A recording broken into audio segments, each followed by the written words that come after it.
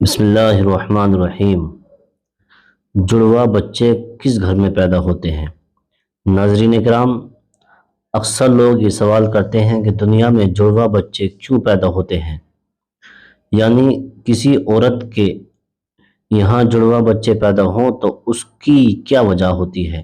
کچھ لوگ کہتے ہیں کہ اگر عورت طاقتور اور مضبوط ہو تو ایسی عورت کے یہاں جڑواں بچے پیدا ہوتے ہیں۔ وہی کچھ لوگ کہتے ہیں کہ اگر مرد مضبوط اور طاقتور ہو تو اس کے یہاں جڑواں بچے پیدا ہوتے ہیں۔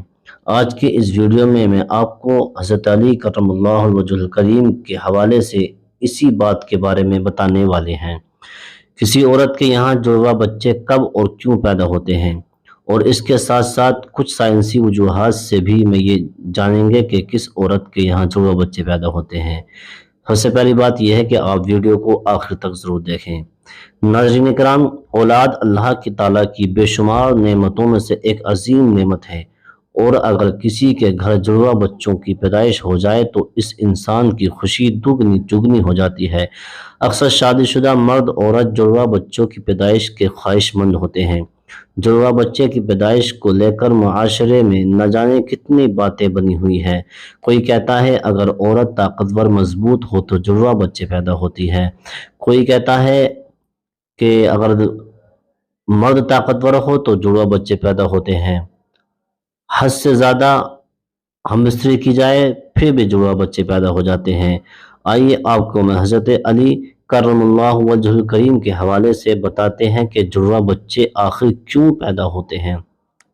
میرے عزیز ساتھیوں، عرب میں ایک شخص بیٹیوں سے سخت نفرت کرتا تھا۔ بیٹیوں کی پیدائش کو وہ اپنی مردانگی پر داغ اور اپنے خاندان کے لیے ذلت و شرمندگی کا باعث سمجھتا تھا۔ اس کے یہاں جب بھی بیٹی کی پیدائش ہوتی تو وہ اس ذلت اور شرمندگی سے بچنے کے لیے بیٹی کے پیدا ہوتے ہی رات کی تاریکی میں اسے زندہ درگور کر دیتا تھا۔ ایک بار اللہ تعالیٰ نے اس کو دو بیٹیوں کے ساتھ نوازا۔ جڑواں بیٹیوں کی پیدائش پر اسے بہت دکھ ہوا۔ غصے کی حالت میں دونوں بیٹیوں کا اٹھا کر قبرستان کا رخ کیا، اور حضرت علی کرم اللہ وجہ الکریم کو جیسے ہی اس بات کا علم ہوا آپ نے قبرستان کا رخ کیا اور اس شخص کے پاس پہنچے اور فرمایا، اے بدبخت انسان، کیا تجھے رسول خدا صلی اللہ علیہ وسلم کا یہ فرمان معلوم نہیں کہ بیٹیاں اللہ کی رحمت ہوتی ہیں؟ تمہارے گھر اللہ کی دو رحمتیں نازل ہوئی ہیں۔ پھر فرمایا، اے شخص، یاد رکھنا اللہ تعالیٰ ہر کسی کے گھر میں جڑواں بچوں کو پیدائش نہیں فرماتا، اور اللہ تعالیٰ ہر کسی کو بیٹی بھی عطا نہیں فرماتا، بلکہ اللہ رب العزت جس شخص پر راضی ہوتا ہے، جس شخص سے رضامند ہوتا ہے، صرف اسی کو بیٹی جیسی رحمت اور جڑواں بچے پیدا فرماتا ہے، اور اللہ تعالیٰ جس شخص کو جنت میں داخل کرنا چاہتا ہے صرف اسی شخص کے گھر میں دو بیٹیوں کے ساتھ پیدا فرماتا ہے۔ اللہ تعالیٰ کو جس شخص کی آخرت نیک مقصود ہو اس گھر میں بیٹیوں جیسی رحمت نازل فرماتا ہے۔ میں نے رسول اللہ صلی اللہ علیہ وسلم کو یہ فرماتے ہوئے سنا ہے کہ جس انسان نے اپنی بیٹیوں کی اچھی طرح پرورش کی اور ان کی شادیاں کی تو اللہ تعالیٰ ایسے انسان پر جنت کو واجب کر دیتا ہے۔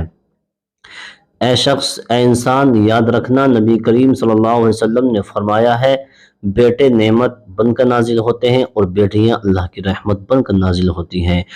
آپ رضی اللہ تعالی عنہ کی باتیں سن کر اس ظالم کو رحم آ گیا اور فوراً آپ کے قدموں پر گرا اور زار و قطار رونے لگا اور عرض کی، یا علی، مجھے معاف کر دیں، اللہ تعالیٰ سے میرے لیے گناہوں کی بخشش کی دعا کریں۔ آپ رضی اللہ تعالی عنہ نے فرمایا، جاؤ اور ان بچوں کو ان کی ماں کے حوالے کر دو، پھر میرے پاس مسجد میں آ جاؤ۔ یہ کہہ کر حضرت علی رضی اللہ تعالیٰ عنہ مسجد کی جانب چل دیے۔ وہ شخص دوبارہ آپ رضی اللہ تعالیٰ عنہ کی خدمت میں پہنچا اور عرض کیا، اے علی، جب ایک عورت حاملہ ہو جائے تو ہمیں یہ کیسے پتہ چلے گا کہ اس عورت کی حمل سے لڑکا پیدا ہوگا یا لڑکی، یا جڑوے بچے کی پیدائش ہوگی؟ تو حضرت علی رضی اللہ تعالیٰ عنہ نے فرمایا، اے انسان، اس بات کو اللہ تعالیٰ کے سوا کوئی نہیں جانتا، کیونکہ غیب کا علم صرف اللہ تعالیٰ کے پاس ہے اور ان نے اپنی عطا سے اپنے محبوب کو بھی علم غیب دے کر پیدا فرمایا ہے۔ اے شخص، اگر کوئی غیب کے علم کا دعویٰ کرے تو وہ جھوٹا اور مشرک ہے، اور اس کا ٹھکانہ جہنم کی بڑھتی ہوئی آگ ہے۔ اس کے بعد آپ رضی اللہ تعالی عنہ نے فرمایا، میں تمہیں ایک نشانی بتاتا ہوں جس سے تم پتہ لگا سکتے ہو کہ اس عورت کے یہاں لڑکا پیدا ہوگا یا لڑکی، یا پھر جڑواں بچے پیدا ہوں گے۔ اے شخص، یاد رکھنا، جب کوئی مرد اپنی عورت کے قریب جائے اور اس ہم بستری کرنے لگے تو وہ دیکھ لے، اگر مرد کی منی عورت کی منی پر غالب آ جائے تو سمجھ لینا کہ عورت کے اس حمل سے لڑکا پیدا ہوگا، اور اگر عورت کی منی مرد کی منی پر غالب آ جائے تو لڑکی پیدا ہوگی، اور اگر مرد اور عورت دونوں کی منی ایک دوسرے کے سامنے آ جائے تو جڑواں بچے پیدا ہونے کا امکان ہے۔ اے شخص، اللہ تعالیٰ نے اس پوری کائنات کے اندر اسی 80,000 مخلوق کو پیدا فرمایا ہے۔ اس میں سے 20,000 مخلوقات صرف وہ ہیں جو صرف پانی میں رہتی ہیں، یعنی دریاؤں اور سمندروں میں۔ اے انسان، یاد رکھنا، اللہ تعالیٰ نے تمام مخلوقات کو جوڑوں کی شکل میں پیدا کیا ہے، یعنی نر اور مادہ کو پیدا فرمایا ہے، اور دونوں جوڑوں میں اولاد کی محبت ڈال دی ہے تاکہ قیامت تک ان کی نسل باقی رہے۔ اور دوسری، اس 80,000 مخلوقات میں سے ایک مخلوق اللہ تعالیٰ نے ایسی بنائی ہے جو اس زمین پر رہتی ہے، جو کہ انسان ہے، اور اللہ تعالیٰ نے انسانوں کے اندر بھی نر اور مادہ کو پیدا فرمایا ہے۔ میرے معزز ناظرین اکرام، اس پوری کائنات میں صرف اور صرف اللہ تعالیٰ کی ذات ہے جس کا نہ کوئی باپ ہے اور نہ ہی کوئی اولاد ہے، اور اس کا کوئی ہمسر نہیں۔ کائنات کی تمام مخلوقات کا صرف وہی خالق اور رازق ہے۔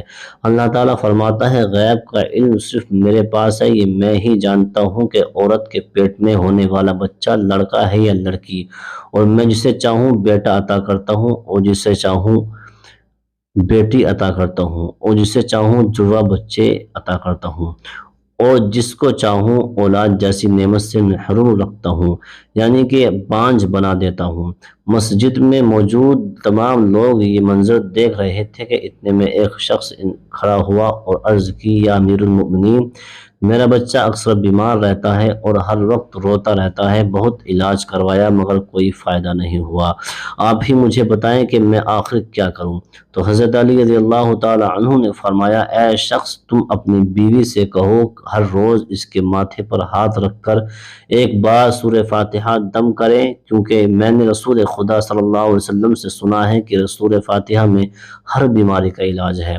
پھر فرمایا، اگر تم مردے پر 70 بار سورہ فاتحہ دم کرو اور وہ کھڑا ہو جائے تو تعجب نہیں کرنا، کیونکہ اس صورت میں اسم اعظم ہے۔ اس کے بعد آپ رضی اللہ تعالی عنہ نے فرمایا، اپنی بیوی سے کہو کہ وہ اپنے بچے کو بائیں جانب سلایا کرے، کیونکہ بچہ جب اپنی ماں کے پیٹ کے اندر ہوتا ہے تب وہ ماں کے دل کی دھڑکن کو سنتا ہے، جس سے سن کر وہ سکون محسوس کرتا ہے اور وہ دھڑکن کی آواز سے مانوس ہو جاتا ہے، مگر جب وہ پیدا ہونے کے بعد ماں کے جسم سے جدا ہوتا ہے تو اسے وہ آواز سنائی نہیں دیتی، جس سے بچہ بے چین ہو جاتا ہے اور رونے لگتا ہے۔ اس لیے اگر عورت بچے کو بائیں طرف سلائے گی تو وہ ماں کے دل کے قریب رہے گا اور دل کی دھڑکن کو محسوس کرتا رہے گا اور سکون میں رہے گا۔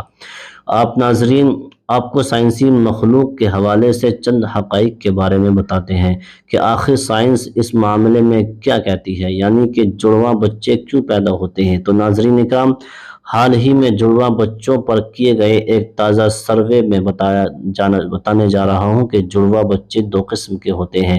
پہلی قسم کے وہ بچے ہیں جو ہو بہو ایک جیسے لگتے ہیں، یعنی کہ دونوں کی شکل ایک جیسی ہوتی ہے، اور دوسرے قسم کے جڑواں بچوں کی شکل و صورت میں کافی فرق ہوتا ہے، جن کی شکل آپ میں تو کیا بلکہ گھر کے کسی فرد میں بھی نہیں ملتی۔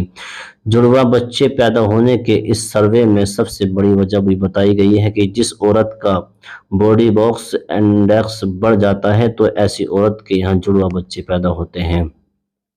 پھر ایسی عورت کے یہاں جڑواں بچے پیدا ہوتے ہیں لگتے ہیں، امکان کافی حد تک بڑھ جاتا ہے۔ دوسری وجہ اس سروے میں یہ بتائی گئی کہ اگر کسی فیملی کی ہسٹری میں جڑواں بچوں کی پیدائش ہوئی ہو تو اگلی نسل میں جڑواں بچے پیدا ہونے کا امکان ہے۔ اس سروے میں جڑواں بچے پیدا ہونے کی تیسری وجہ جو بتائی گئی ہے وہ ہے عمر رسید، یعنی عمر کا زیادہ ہونا۔